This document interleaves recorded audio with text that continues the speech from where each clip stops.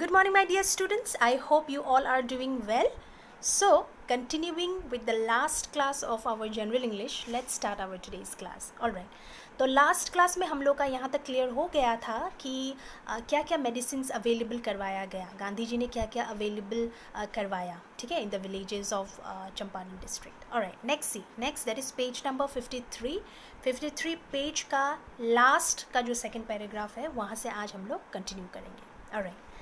Gandhi noticed the filthy state of women's clothes. Alright. Now filthy state मतलब बहुत ही poor condition, बहुत ही खराब condition, very dirty kind of condition. Alright. तो गांधी जी ने ये नोटिस किया, ये देखा कि जो women counterpart जो थे, মানে মহিলা সকল যিমানখিনি আছিলে সিহঁতৰ পোশাকৰ কণ্ডিশ্যন বহুতেই বেয়া আছিলে তাৰমানে, ঠিক আছে, মানে একদম ডাৰ্টি, বহুত লেতেৰা ফেতেৰা. কাৰণ কিমান সিহঁতৰ তাত এনেকুৱা, আমিতো বহুত লাকি ফিল কৰিব লাগে কি আমাৰ ওচৰত, আমাৰ তাত ইমান ভেৰাইটিজ আছে কাপোৰৰ ফালে. যদি আমি চাব যাওঁ বেলেগ বেলেগ কাপোৰ আমি সদায় চেঞ্জ কৰি পিন্ধিবলৈ কাৰণে সিমানখিনি আমি মানে চান্স পাইছোঁ, ভগৱানে আমাক দিছে. কিন্তু সিহঁতৰ কাৰণে গোটেই বছৰ সিহঁতে মানে এটা দুটা তেনেকুৱাই কাপোৰ আছিলে আৰু সেইটোকে সিহঁতে ডেইলি পিন্ধি থাকে. চ' সেইকাৰণে সদায় ডেইলি পিন্ধাৰ কাৰণে কি হৈ যায়, क्या हो जाता है, उन लोगों का जो कपड़ा है एकदम ख़राब कंडीशन हो जाता है, एकदम डर्टी हो जाता है, ठीक है ना. तो इस चीज़ को भी गांधी जी ने नोटिस किया. उसके बाद देखो, he asked Kasturbai to talk to them about it. तो अभी गांधी जी तो एक जेंट है ना, जेंट्स है, तो उनको बुरा लगता है ना कि फीमेल के पास जाके ये सब के बारे में, कपड़े के बारे में बात करना. तो इसलिए उन्होंने कस्तूरबाई को बोला, ठीक है, अपने वाइफ को बोला कि क्यों ना तुम जाके इन लेडी लोगों से बात करो. Alright, why don't you talk about it to the female counterpart. One woman took Kasturbai into her hut and said, "Look, there is no box or cupboard here for clothes. The sari I am wearing is the only one I have." तो जब कस्तूरबाई गई महिलाओं से बात करने के लिए, ठीक है, लेडी जितने भी लेडीज़ थे उन लोगों से बात करने के लिए जब कस्तूरबाई गई, तो एक वुमेन ने, ठीक है, एक वुमेन ने कस्तूरबाई को अपने घर लेके आके दिखाया कि देखिए कि there is no cupboard, no box. हम लोग के घर में एक बॉक्स भी नहीं है, कबर्ड भी नहीं है, ठीक है, कपड़ा वगैरह रखने के लिए. और जो साड़ी मैं पहन रही हूँ, this is the only one I have. यही साड़ी एक ही है मेरे पास और यही साड़ी मैं पूरे साल एवरी ईयर मैं यही डेली पहनती रहती हूँ. तो ऑब्वियसली उसका कंडीशन तो फिल्दी हो ही जाएगा ना, डर्टी हो ही जाएगा. Next देखो, during the long stay in Champaran, Gandhi kept a long distance watch on the ashram. He sent regular instructions by mail and asked for financial accounts. तो जितने भी टाइम गांधी जी चंपारण में रहे, गांधी जी ने दूर रहते हुए भी वो अपने आश्रम का ख्याल रखते थे. कैसे? By calling them up, by sending them mails, ठीक है ना. रेगुलरली मतलब उन लोगों का भी अपना आश्रम का भी वो क्या करते थे, ख्याल रखते थे, ठीक है ना, लुकआउट करते थे. और जो भी उनको फाइनेंशियल अगर कुछ हेल्प अगर चाहिए होता तो वो क्या करते थे, he asked for financial accounts also, ठीक है, वो हेल्प के लिए मांगता था. Once he wrote to the residents that it was time to fill in the old latrine trenches and dig new ones, otherwise the old ones would begin to smell bad. Okay, तो वहाँ का जो condition था, जो social बोलो आप, ठीक है, सोसाइटल जो भी थे, मतलब even it was time to fill in the old latrine, मतलब जो पुराने जो लेट्रिन का जो कंडीशन था बहुत ही ख़राब था, वहीं अगर और चालू रहा कुछ दिन तो वहाँ से मतलब ऐसा होना था कि मतलब बहुत ही गंदा स्मेल आने वाले ऐसा सिचुएशंस भी क्रिएट हो सकता था, ठीक है, जिससे कि क्या हो सकता था, बहुत अलग अलग डिजीज़ेस होने का चांसेस थे.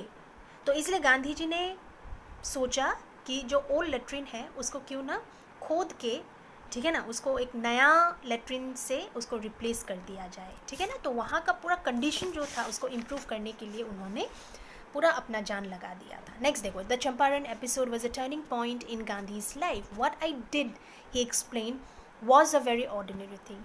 तो चंपारण जो एपिसोड था, चंपारण में उन्होंने जितना भी उन्होंने अपना कंट्रीब्यूशन दिया, वो कंट्रीब्यूशन उनके लाइफ का बहुत ही बड़ा टर्निंग पॉइंट रहा है।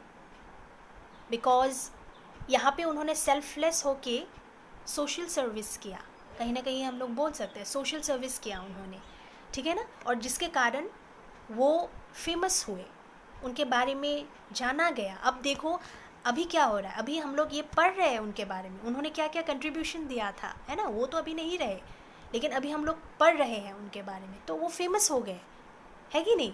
तो यही बात बोला गया है। लेकिन he was very very humble, ठीक है, बहुत ही डाउन टू अर्थ इंसान थे।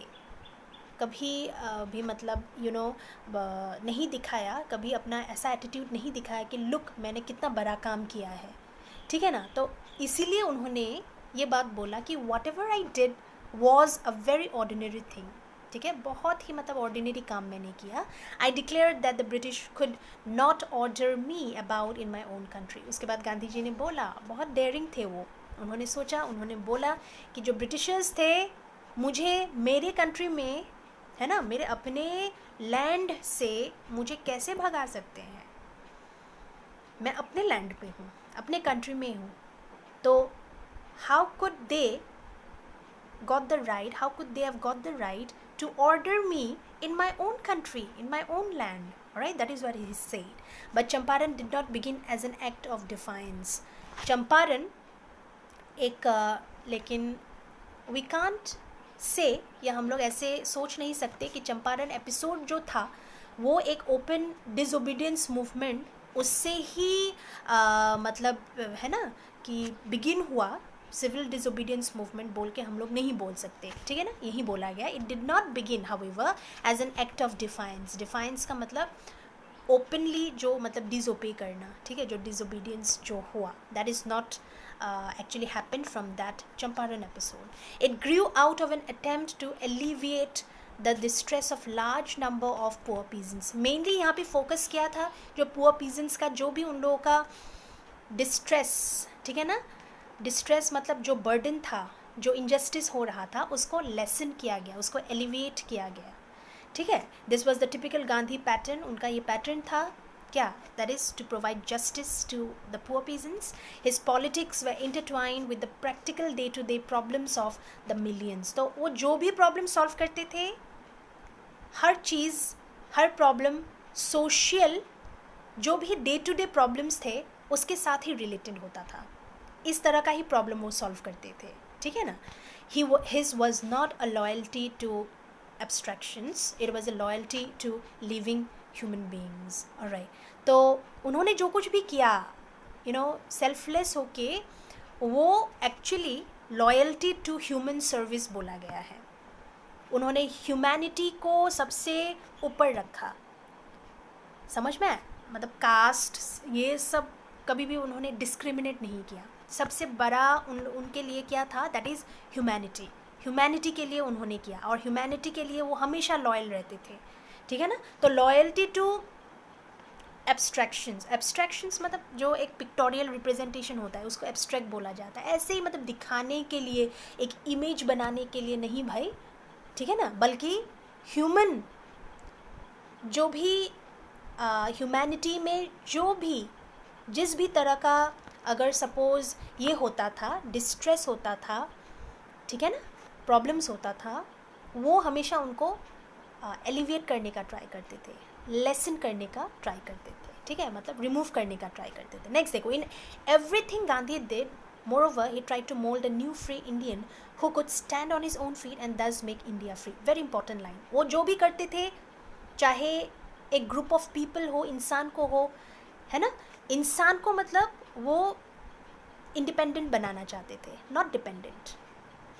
और अगर इंडिपेंडेंट होगा कोई इंसान तभी he could be able to stand on his own feet, अपने पैर पे तुम खड़ा हो पाओ, है ना, इतना इंडिपेंडेंट बन जाओ, इतना डेयरिंग बनो, तो ये सब सीख उन्होंने जो कॉमन पीपल थे, कॉमन लोग थे, उनको मतलब बढ़ावा दिया इस चीज़ में, ठीक है।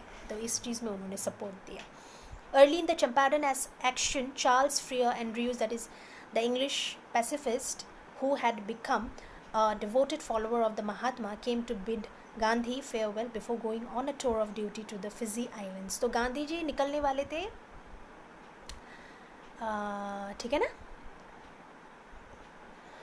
देखो कौन निकल, यहाँ पे क्या बोला गया है, चार्ल्स, देखो चार्ल्स फ्रियर एंड्रयूज एक इंग्लिश पैसिफिस्ट थे, ठीक है, हु हैड बिकम, वो गांधी जी का एक बहुत ही बड़ा फॉलोअर बन गया उनका काम देख के, ठीक है।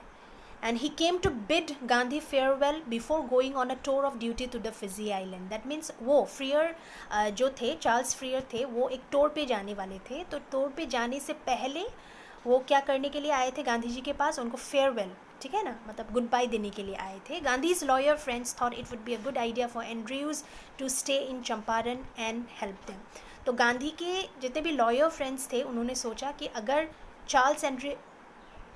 चार्ल्स फ्रियर एंड्रयूज अगर रह जाते हैं चंपारण में और गांधी को हेल्प करता है तो वो एक अच्छा काम होगा, ठीक है, बेनिफिट होगा वो। Andrews was willing if Gandhi agreed, और एंड्रयू भी मान गए थे, यू नो, क्योंकि वो इतना डिवोटेड लॉयर बन गए थे गांधी का कि वो अग्री हो गए कि ठीक है मैं चंपारण में रहने के लिए तैयार हूँ, लेकिन कंडीशन ये है कि गांधी जी को ये चीज़ मानना पड़ेगा, गांधी जी को मुझे अलाउ करना पड़ेगा कि मैं उनके साथ रहूं चंपारण में। But Gandhi was vehemently oppose, लेकिन गांधी ने मना कर दिया, वो नहीं चाहते थे कि वो वहाँ पे रहे। कौन? एंड्रयूज, ठीक है। He said you think that in this unequal fight it would be helpful if we have an Englishman on our side. तो यहाँ पे जो भी फाइट था, जो भी बैटल था, वो इंडियन और कहीं ना कहीं इंग्लिश मैन के बीच में हुआ था। तो अभी अगर इंग्लिश मैन हम लोग के साइड में अगर आके रहे कोई इंसान, तो ये क्या फेयर होगा? गांधी ने ये पॉइंट आउट किया, ये अच्छा दिखेगा, तुम्हारे बहुत सारे दुश्मन बन जाएंगे, ठीक है ना। तो कहीं ना कहीं ये अच्छा एक रास्ता दिखा रहे थे गांधी जी, ठीक है। तो this shows the weakness of your heart, alright? The cause is just and you must rely upon yourselves to win the battle, alright? You should not seek a prop in Mr. Andrews because he happens to be an Englishman. जो भी हो भाई, जो भी हो, अपना तो अपना ही होता है, alright? और वो Englishman था, he belonged to British officials, ठीक है। तो हम लोग को कभी भी बाहर के लोगों से हेल्प नहीं लेना चाहिए, नो डाउट। हर कोई बुरा नहीं है, ठीक है, हर कोई इंसान, बाहर के होने से भी हर कोई इंसान बुरा नहीं होता है, लेकिन जितना हो सके try to be independent by yourself, है ना। और यही चीज़ मोदी जी अभी क्या कर रहे हैं, प्रमोट कर रहे हैं, आत्मनिर्भर बनो। That is what Gandhi ji also said, ठीक है ना। आत्मनिर्भर बनने का जो प्रोसेस है उसको बहुत प्रमोट किया, किसने? गांधी जी ने, ठीक है। और अभी हम लोग के prime minister that is Modi ji भी बहुत ही ज़्यादा इस चीज़ को प्रमोट कर रहे हैं। So he had read our minds correctly, Rajendra Prasad comments, and we had no reply.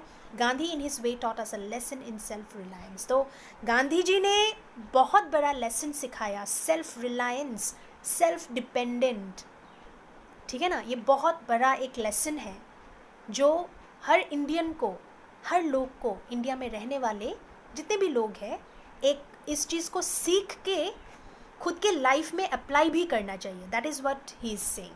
सिर्फ सीख के ओके हो गया, मैंने सीख लिया, हाँ सेल्फ रिलायंट होना है, सेल्फ डिपेंडेंट होना है, मतलब ठीक है ख़त्म।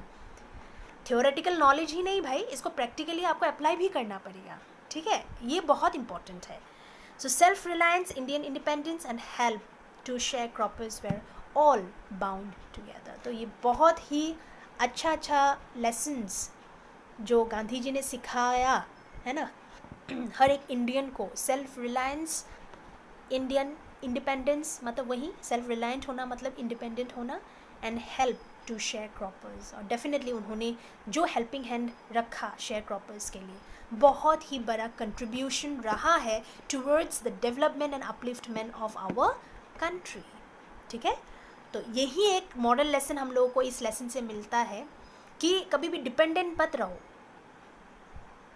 इंडियन लोगों का ये एक तरीका है, यू नो, मैं क्यों इतना मेहनत करूँगी या करूँगा, दूसरा वाला करके देगा ना मेरे लिए। और यही एक मेंटालिटी के कारण हम लोग क्या पिसते हैं हम लोग, ठीक है। तो सेल्फ रिलायंट बनना है सबको, ठीक है। So that is what you know we actually learned from this lesson. तो आई गेस कि आप लोगों को क्लियर हो गया होगा। अगर कुछ डाउट वगैरह है तो आप लोग please you can ask me, alright. So let's just stop here. You will definitely be getting all the notes, all right, so you'll be getting it very soon, all right। so in the next class हम लोग एक नया chapter के साथ शुरू करेंगे। Thank you very much.